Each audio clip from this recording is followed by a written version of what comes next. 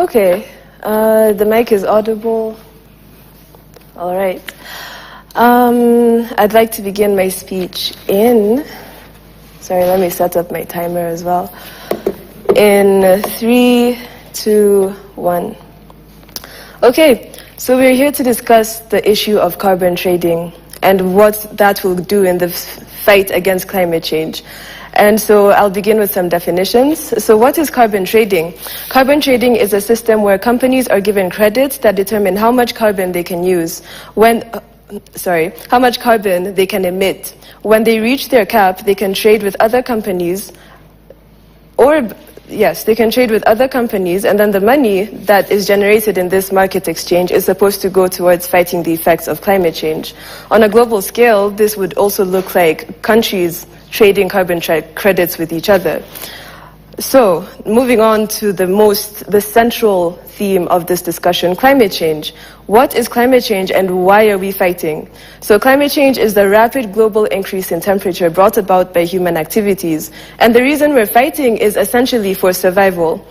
If we do not fight climate change, the Earth will gradually become uninhabitable, not only for us, but also for the other species that inhabit Earth. This will look like no food, no water. Already we have had the hottest August on record. I believe last year was the hottest year ever recorded, and these records go back to the 1800s.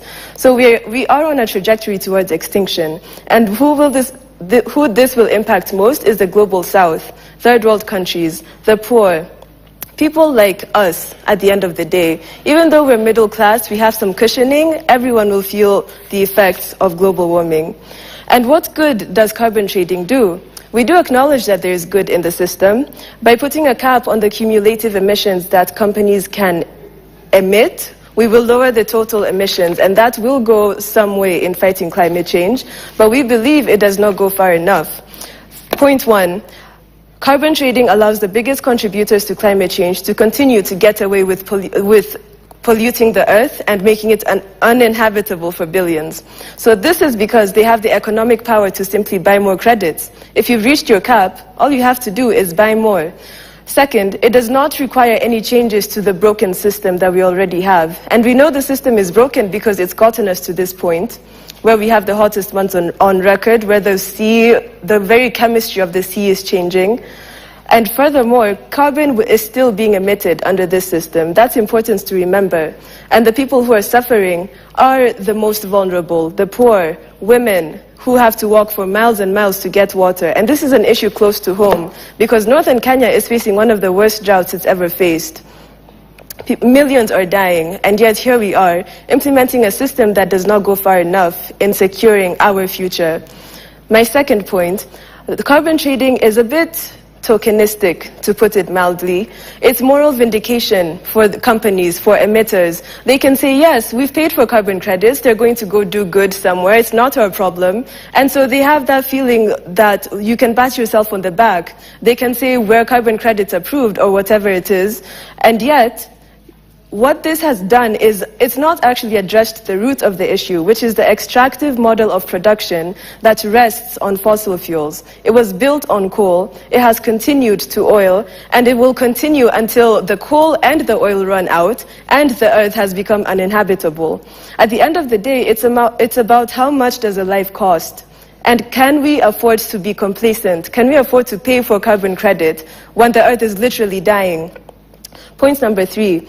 The other side will say that the money generated by this system will go to fighting climate change. But remember, most of the burden of pollution rests with the global north. They're countries like China, the US, Europe, as a bloc, they produce the most carbon. And who's suffering? Tiny little islands like Vanuatu, Hawaii, Seychelles. People that do not cause the problem are the ones that are most desperate to address it. And this carbon credit system on a global scale will allow the global north to continue polluting while the global south cleans up their mess. And remember, this will need vast amounts of land to offset the carbon produced by a company like BP. How much land, how many trees must you plant to offset 1 million metric tons of carbon? We must think about who will be most impacted by the carbon offsetting programs that are a natural extension of carbon trading. Where will the land come from? Indigenous communities in the global south will continue to be disenfranchised by this move. to my next point, the fight against climate change doesn't look like planting trees after the fact. It doesn't look like cleaning up the mess after the fact. It looks like prevention. It looks like restructuring this model that has failed us so utterly that the Earth is that we are on a trajectory towards extinction. And remember that fossil fuels are a finite resource. The oil will run out, the coal will run out, but let's end it sooner. Let's not wait until they run out. Let's say fossil fuels end now. We will no longer mine oil. We will no longer extract coal. Let's end the use of fossil fuels before they end anyway and take us with them.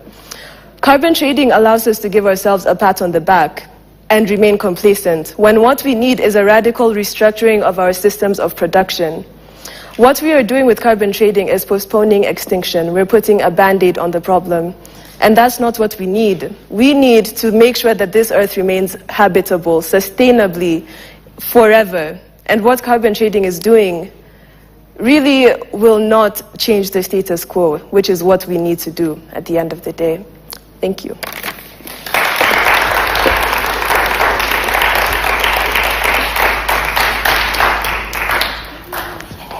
So, those